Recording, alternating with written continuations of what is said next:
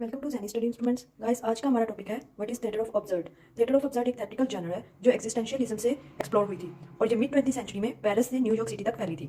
और ये जनर एक्जिस्टेंशियलिस्ट फिलोसफी से बहुत ज़्यादा मुतासर हुई थी और इसके एक नोटेबल फिलोसफर हैं एल्बर्ट कैमस। उनका एक ऐसे है द मिथ ऑफ सिसिफस, जिसमें उन्होंने लिखा है कि अब्सर्डिज्म को मैं ह्यूमन एग्जिस्टेंस के साथ डिफाइन करता हूँ। और एक और फिलोसफर है क्रिटिक मार्टिन एजलाइन। इन्होंने टर्म थिएटर ऑफ अब्सर्ड को 1965 बुक अब्सर्ड ड्रामा में कॉइन किया था, जिसकी डिटेल है कि अब्सर्डिस्ट प्लेस न कि सिर्फ रियलिज्म, प्लॉट, कैरेक्टर डेवलपमेंट और किसी भी किस्म की ट्रेडिशनल नोशन ऑफ थिएटर को ड्राइव करते हैं, बल्कि अब्सर्डिस्ट थिएटर फोकस करते हैं कैरेक्टर के माइंड की स्टेट को। इसमें सबसे नोटेबल अब्सर्डिस्ट प्ले है वेटिंग फॉर गोडो, जो कि 1953 में पब्लिश हुआ था और इसे स्मॉइल बेकेट ने लिखा था, जिसमें वो अब्सर्डिस्ट थिएटर का ये बहुत ही फेमस वर्क है। वेटिंग फॉर गोडो में वो टू ट्रेंड्स की बात करते हैं, व्लादिमिर एंड एस्ट्रागन, जो कि पूरे प्ले में spend the entire play waiting for the arrival of a figure, जो कि एक फिगर का इंतजार करते हैं उसके आने का, जिसका नाम होता है गोडो।